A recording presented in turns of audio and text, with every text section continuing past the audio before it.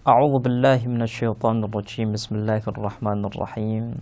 Alhamdulillahirabbil alamin wassalatu wassalamu ala rasulil a'zam Muhammad sallallahu alaihi wa alihi wasallam wa ahli baitihi at-tayyibin at-tahirin wa ashabihil muntajibin.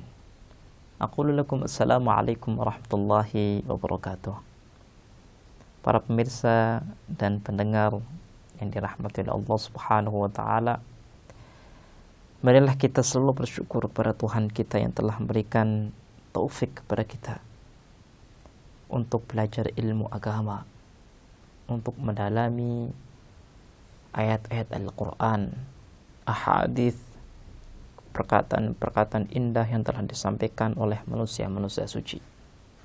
Pada kesempatan yang baik ini insyaallah kita akan meneruskan bahasan kita tentang metode terbaik mencari ilmu. Setelah kita memahami materi, mencatat materi, maka ada proses lain yang harus kita kerjakan, yaitu merenungi dan berpikir. Mungkin kita memahami materi, kita mencatat materi, tapi ada hal-hal yang kecil, hal-hal yang sangat detail yang belum sempat kita pahami ketika kita berada di dalam kelas, terkhusus ketika pembahasannya adalah pembahasan filsafat. Karena pembahasan filsafat adalah pembahasan rasional, bahasan yang sangat jelimet, dan bahasan ini memerlukan energi lebih dalam berpikir. Setelah kita memahami materi, mencatat materi, maka kita berusaha untuk berpikir tentang materi yang telah kita fahami. Mungkin ketika kita berpikir tentang materi yang telah kita fahami, akan muncul berbagai pertanyaan, akan muncul berbagai kritikan. Saya contohkan begini. Mungkin ketika ada seseorang hadir dalam suatu majelis yang mendengarkan satu khutbah, satu ceramah yang mengatakan bahwa semua yang kalian miliki itu berasal dari Allah Subhanahu wa taala. Kenapa? Karena Allah adalah Tuhan yang sangat sempurna, karena Allah adalah Tuhan yang menciptakan kalian. Jadi apapun yang kalian miliki adalah milik Allah Subhanahu wa taala, bersumber dari Allah Subhanahu wa taala.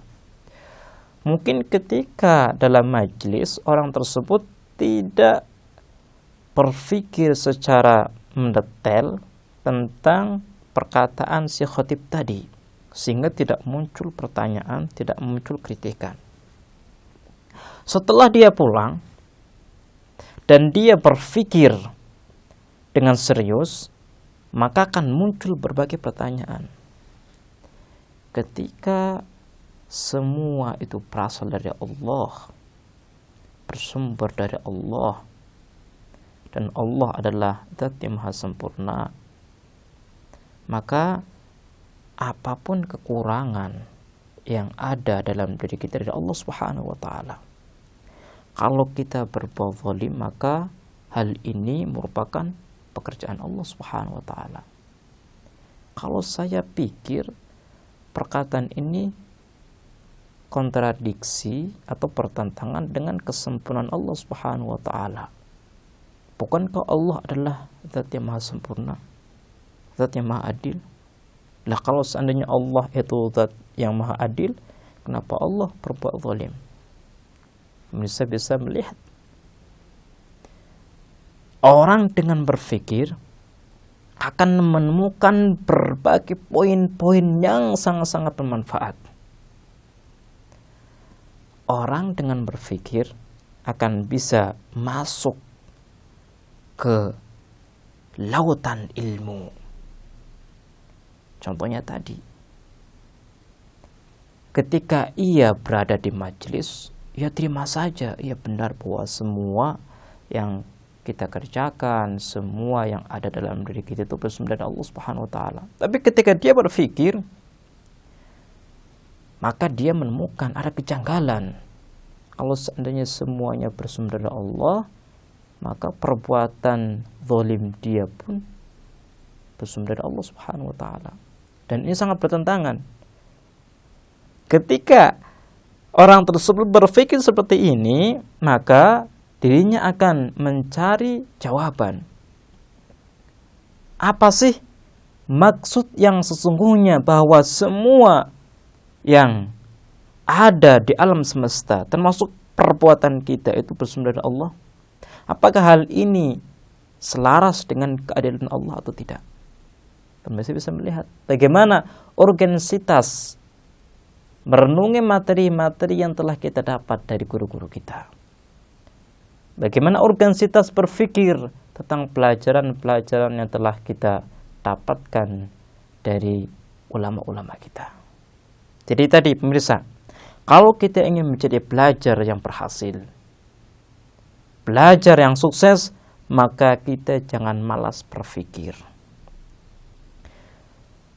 Setelah kita berpikir, ada proses lain yang harus kita lakukan, yaitu menghafal. Menghafal materi sangat penting, karena ilmu itu harus kita sebarkan kepada orang lain. Dan kita tidak bisa selalu membawa catatan kita. Kemanapun kita pergi, kita bawa catatan kita, tidak bisa. Karena di sebagian kondisi kita tidak bisa memakai catatan kita. Makanya kita harus menghafal materi. Kalau seandainya guru kita telah mengajari tentang hukum-hukum sholat, apa saja yang harus kita lakukan dalam sholat, maka kita harus menghafal hukum-hukum tersebut. Ketika kita akan mengajari ibu kita, mengajari teman kita, mengajari saudara kita.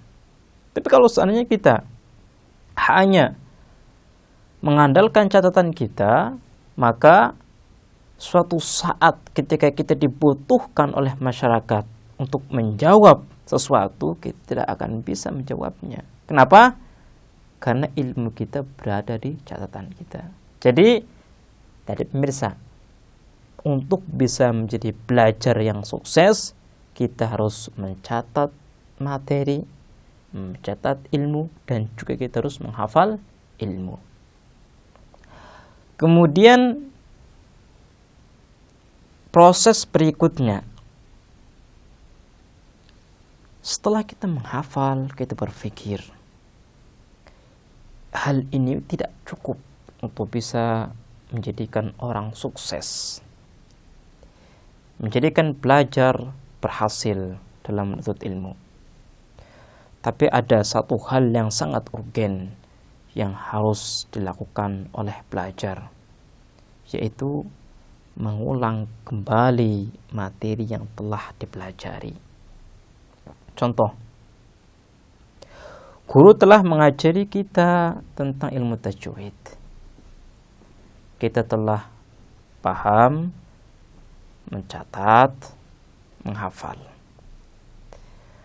Kalau kita tidak mengulang-ulang pelajaran yang telah diberikan oleh guru kita, boleh jadi hafalan kita, pemahaman kita akan lenyap. Makanya ulama kita memberikan saran yang sangat-sangat luar biasa, memberikan nasihat kepada kita untuk selalu mengulang pelajaran yang telah kita pahami. Kenapa? Karena proses ini akan menguatkan ingatan kita, akan menguatkan pemahaman kita tentang materi-materi yang telah kita pelajari. Baiklah, misalnya insyaallah kita akan melanjutkan bahasan kita ini di kesempatan yang lain. Kita akhiri, wassalamualaikum warahmatullahi wabarakatuh. Savior Academy.